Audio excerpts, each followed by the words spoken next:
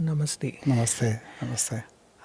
What qualities do you believe a guru or a mentor should essentially possess? Well, I suppose if you pose a question like that, then the mind being habituated to idealism, you will immediately expect your guru to be a god, in the sense that you want him to be 100% honest, you want him to be 100% compassionate, and you want him to be 100% selfless, without a self, 100% good looking, 100% learned, and 100% of good character.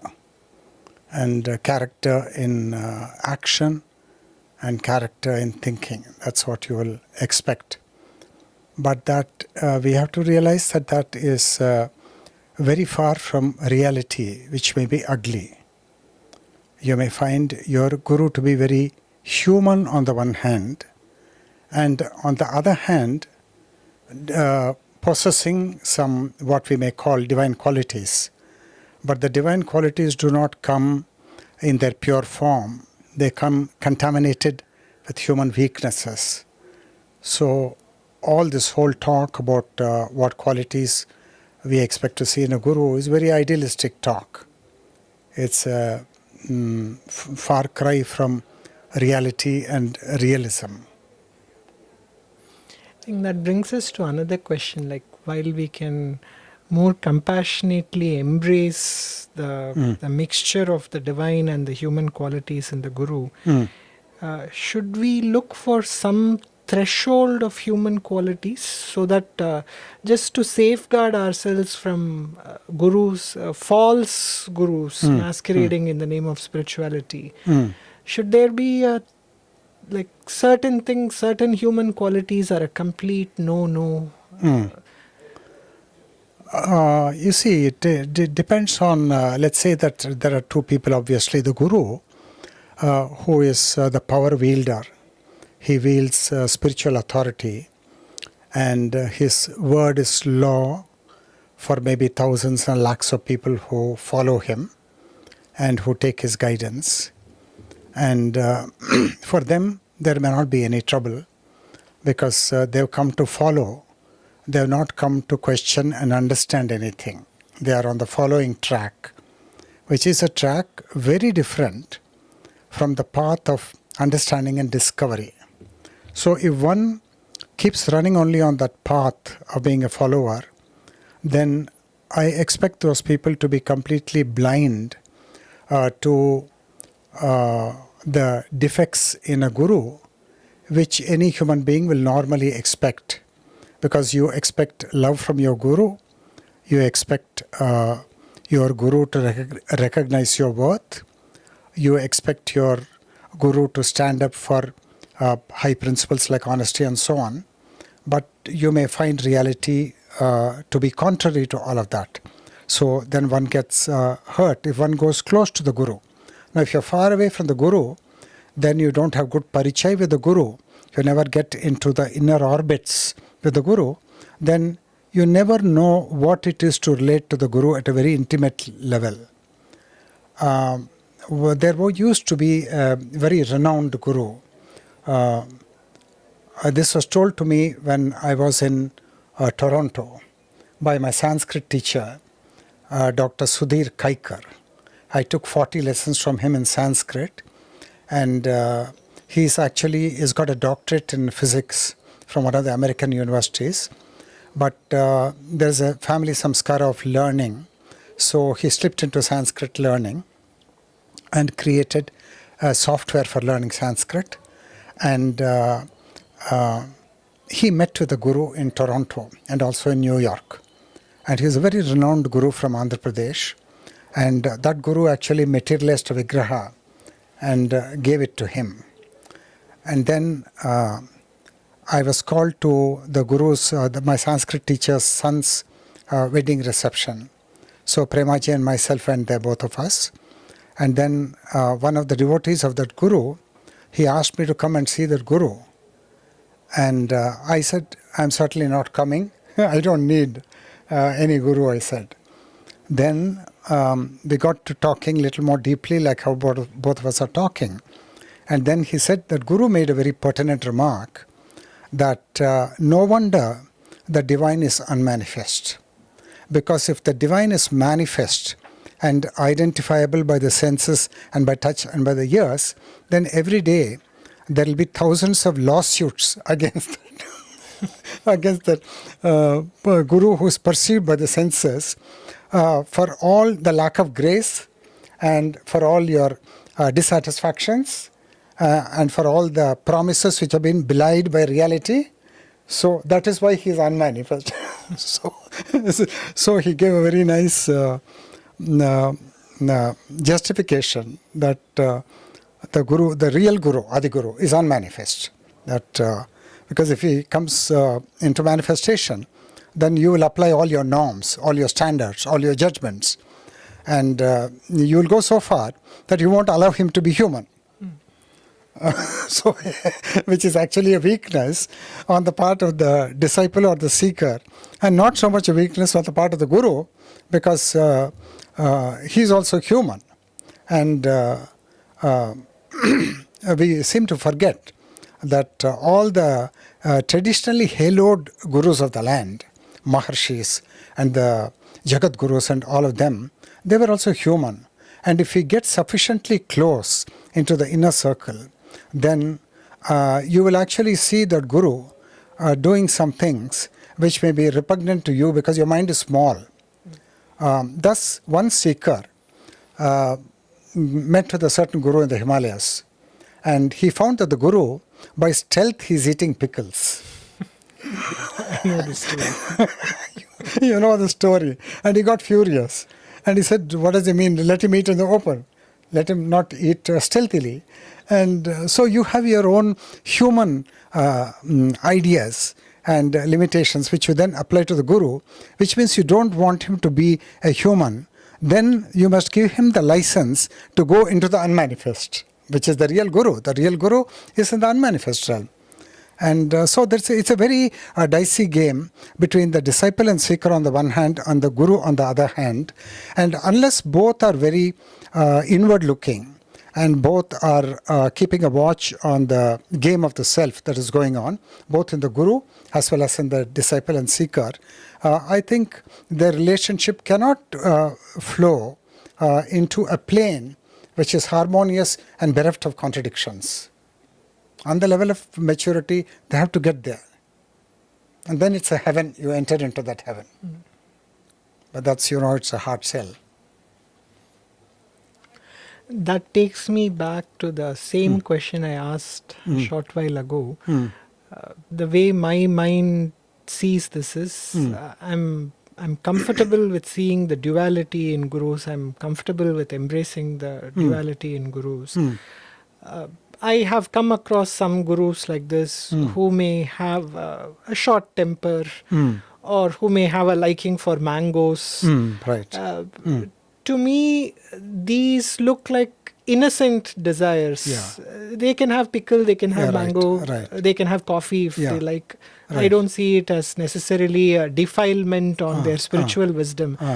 But certain tendencies like being manipulative, being very tyrannical, controlling, where the limited self is very active in them. Should we also accommodate this as part of the human duality in them? No, we should not accommodate it, because you come to the Guru for flowering and knowing fully the limits of what it means to be human. That's why you come. You want a teacher, and you are young and the teacher is mature, he's an elderly figure. So you want him to help you, want him to illumine your path. So that's why you come.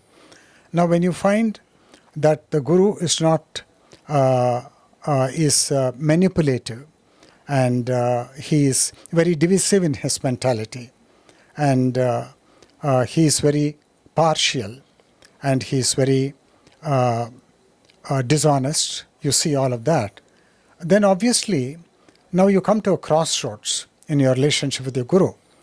Now there is a religious conditioning in all of us that once you meet with the Guru, first of all, the word Guru itself, it is haloed on the one hand, and on the other hand, it is a word impregnated with power and authority.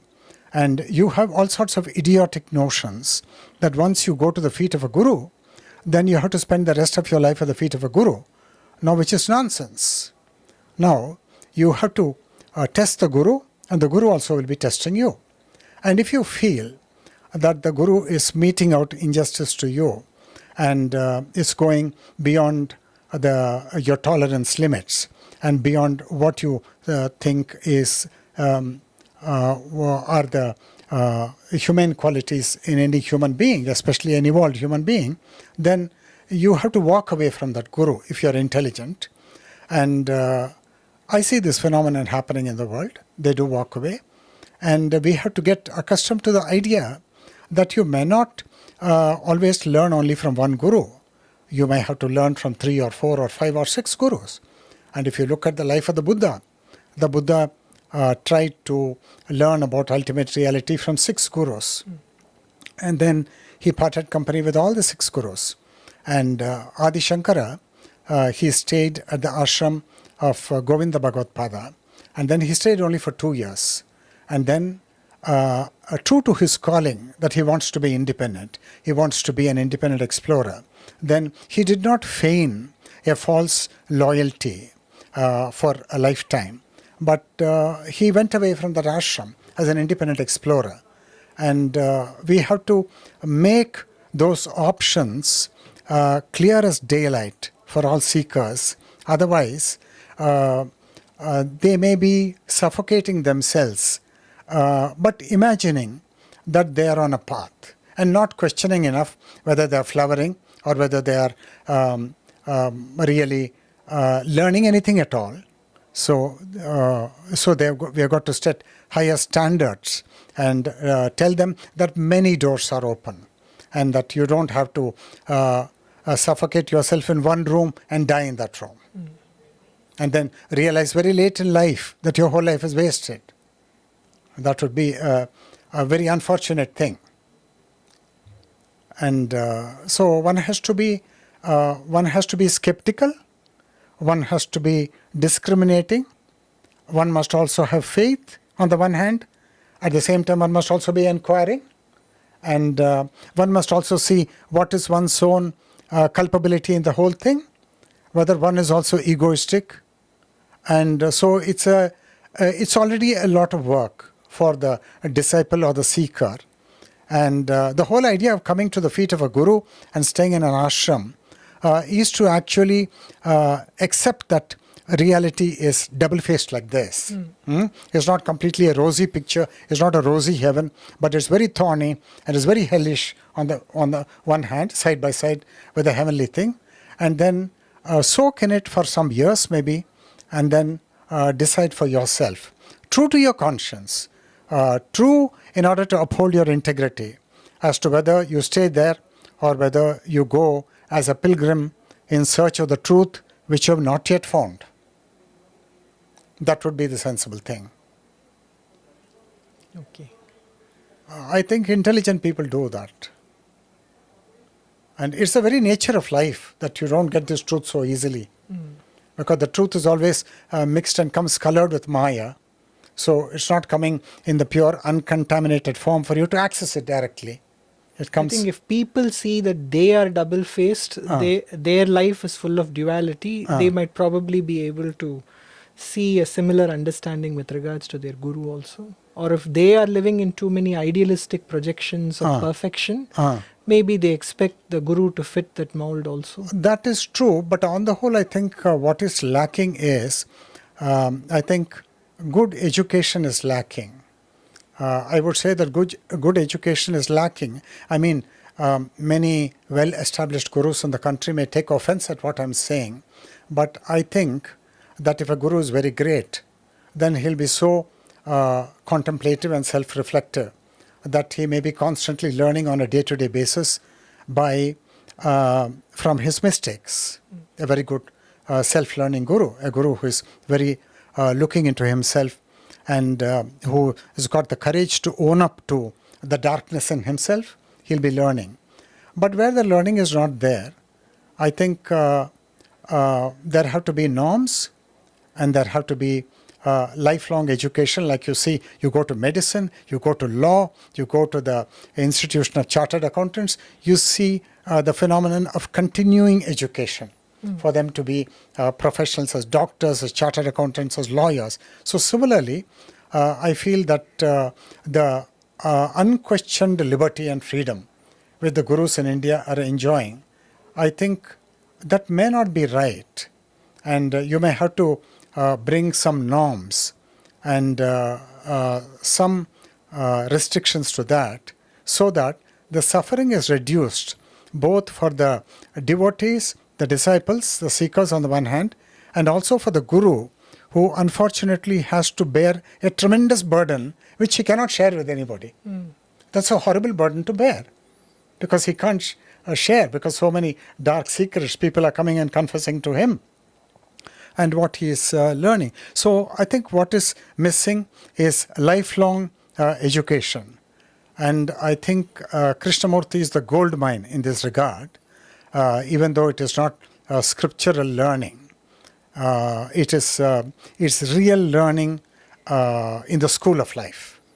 So that may save us from many a tragedy, both for the gurus and also for the disciples and the devotees and the seekers.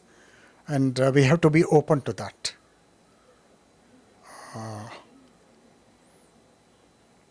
We have to be open to that. And India being such a sacred land, and with a very hoary tradition of 10,000 or 20,000 years, and the entire world, the Western world, North America, South America, Europe, and Far East, and everybody knows that India is the ultimate destination for spiritual illumination and enlightenment.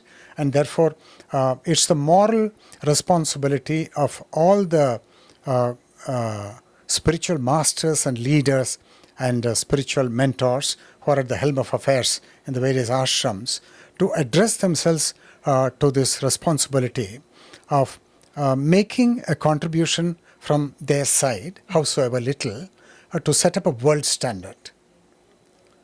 And I think India should set that world standard. Like America has set the world standard for science and technology, and UK has set the world standard for science, technology, and etc. I think India should set that standard for the spiritual life. It's high time we do it, and it should not be a monopoly, or it should not be unquestioned liberty and license to do whatever you like. No.